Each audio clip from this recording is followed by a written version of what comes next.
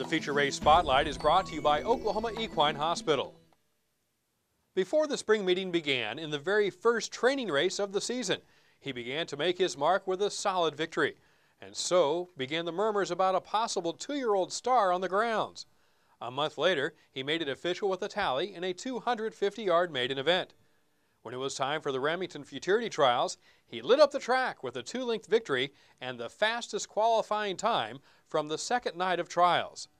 Now with the racing world talking about this Oklahoma-bred freshman, Coronado Cartel is ready to take on 9 others in Saturday's feature event, the $720,000 Remington Park Futurity. Owners Micah and Leslie McKinney of Reliance Ranches in Llano, Texas have mixed feelings about all the stir surrounding Coronado Cartel. The hype actually makes it fun, but also worse because you hope they live up to their expectations. And so many times there's so many things that can go wrong during the race. But he prevailed last night and really showed some talent, and we're very proud of him. Extremely blessed to own him. Coronado Cartel is conditioned by leading trainer Eddie Willis. Remington's top jockey Jimmy Brooks will again be in the saddle on Saturday night. Breaking from the 10-hole may help keep Coronado Cartel out of trouble and free to run his race. Another in the field of the Remington Futurity is the eye-catching gray filly Ellen's Regard. Also a pre-meeting training race winner, Ellen's Regard used a Futurity trial as her first official out and turned in the fastest qualifying time from the first night of trials. Ellen's Regard, trained by Stacy Capps, drew the 3-hole for Saturday's card topper. Berkeley Packer is set to ride. Oklahoma Equine Hospital, with rehab facilities that include an underwater treadmill and a cold saltwater spa. 2 locations just off I-35, on Ladd Road and on Oswalt Road. So there's a quick look at a couple of the top qualifiers from each night of trials for the Remington Park Futurity, the $720,000 event, the richest state-bred futurity in American quarter horse racing. So the Oklahoma Breds will be dominant in the race, and they've really taken hold of this event over the last 3 years since it's gone to state-bred company. Joining me now is trainer Stacy Capps. She will saddle Ellen's Regard, fastest qualifier from the first night of trials for the Futurity. Stacy, thanks for joining us. Tell us a little bit about Ellen's Regard. Your trial was your first actual race, yes, as far as the races that count. Obviously, Ellen's Regard handled things fairly well. So yes, your thoughts going into the race and then coming out, and then once you found out you were not only making the final, but top qualifier. I was a little nervous going into it.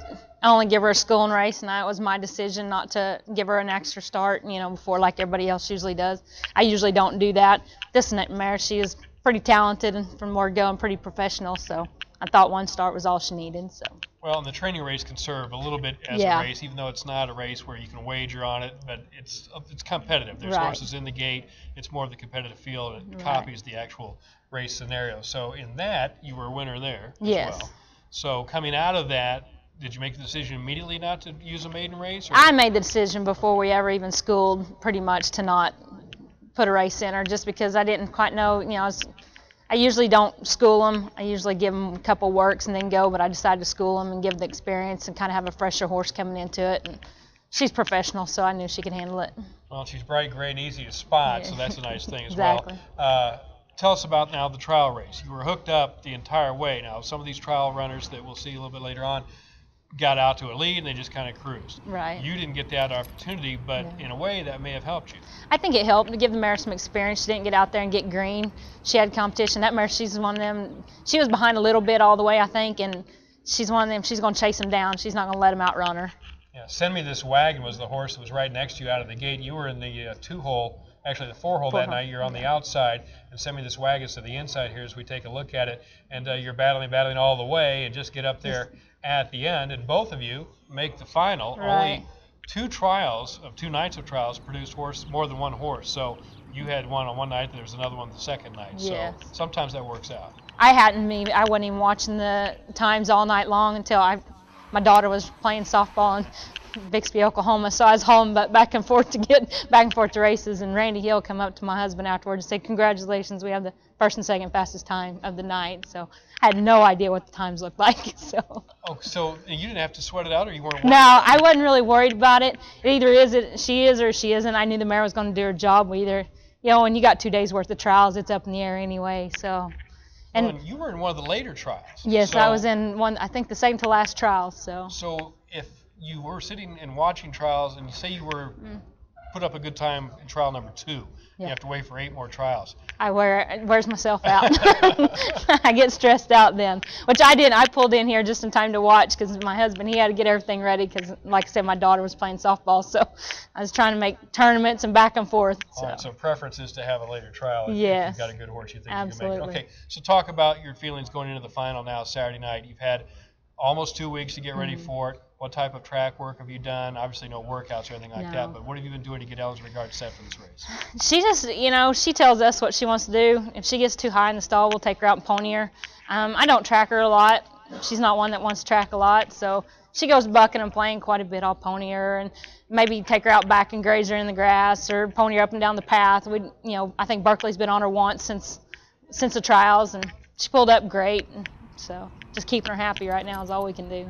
All right, so there's a lot of talk about a couple of other horses as well. You were top qualifier from the first night. Right. Coronado Cartel's top qualifier from the second night. How do you think you're going to do against Coronado Cartel and the others? I mean, it's kind of a roll of the dice still. You got a lot of fresh 2-year-olds with 1, maybe 2 starts tops. Right. I think Coronado Cartel is going to be a tough one to outrun. And I liked Eddie's other one, Walking Perry. I really like that colt too. I like that colt school and race. And I think we're all 10 of us are in, so we're all going for the same goal. So. Well, and it's a pretty good chunk of change. It's a big chunk of $720,000. That's a lot of money. It's just right now is just trying to keep ourselves calm down, not overdo it, not underdo it, and make the right decisions for the horses. So. Now the race goes hopefully very well for you after this. Do we get to see Ellen's regard again here at Remington? Yeah, she's in the Heritage. Okay. Depends on how she pulls up. We're going to point her towards the Heritage, and then I think they told me they went ahead and paid her up in the Firecracker and some stuff down in Texas. So she'll be busy. She'll be busy. She's got a busy year as long as she stays healthy and sound. Well, good luck and congratulations on making the final. Good luck on the big race on Saturday night. Let's take a look at a few of the runners in the field of 10 on Saturday night, starting first with Coronado Cartel, the top qualifier on the second night of qualifying trials. Coronado Cartel is 2 for 2 in the career, broke his maiden status on the Ides of March 15th, handled that easily, and then rolled to a trial performance win by 2 lengths and had plenty in reserve, it appeared, in the final 100 yards or so, just starting out extremely nicely. Took a little bit to get going, did not have the lead out of the gate, but Coronado Cartel halfway home had the nose on the front end and then widened the margin easily over the final 100 or so. So Coronado Cartel, the morning line favorite in the Remington Park Futurity on Saturday night at 5-2, will be outside in post position number 10 and have a free sailing opportunity only with traffic possibly to the inside. Now, one from the same barn, Walking Perry, both trained by trainer Eddie Willis. Walking Perry, highly hyped throughout the course of the year, and like Coronado Cartel, is 2 for 2. Broke the maiden in mid-March on March 15th, and then came back to win this Futurity trial on April the 6th by a length and a half, not by the wide margin that Coronado Cartel had won by, but still fairly easily. After a slight bobble at the start, urged throughout the race, Walking Perry, another one to keep an eye on, the second choice in the morning line at 7-2 odds. Now, 2 more to take a look at, and one I really have my eye on as well is Just One More Thing. Kind of something my kids like to say, just one more thing. Just One More Thing really was very confidently ridden in his Futurity trial on April 5th by G.R. Carter. Now, Stormy Smith will have the call on Futurity night as Carter has opted for a quick shooter, another one he qualified. Just One More Thing basically was flagged a little bit, but not a total hand ride, but really the stick wasn't used that much, so Just One More Thing did a lot of that on his own and could have more in reserve for the final coming up on Saturday night. And if you like a price horse, this could be your price horse at 15-1. Just One More Thing, 15-1 on the morning line. Now, Runaway Renata is one more we'll take a look at here. Runaway Renata, a trial winner, breaking the maiden at the same time at first asking on April 6th. Trained by Trey Wood and owned by Sandy and Randy Coleman of Levelland, Texas, Runaway Renata was urged a little bit in the trial performance under jockey Ricky Ramirez, holding on to win by a head over Smoke a Little Smoke, who also made the final. Runaway Renata winning by a head. Ramirez will have the call once again, and at 10-1 on the morning line in the Remington Park Futurity on Saturday evening. So there's a look at a few more runners in the big race, the $720,000 Remington Park Futurity for Oklahoma Breds on Saturday night, American Quarter Horse Racing's richest Futurity for state bred runners.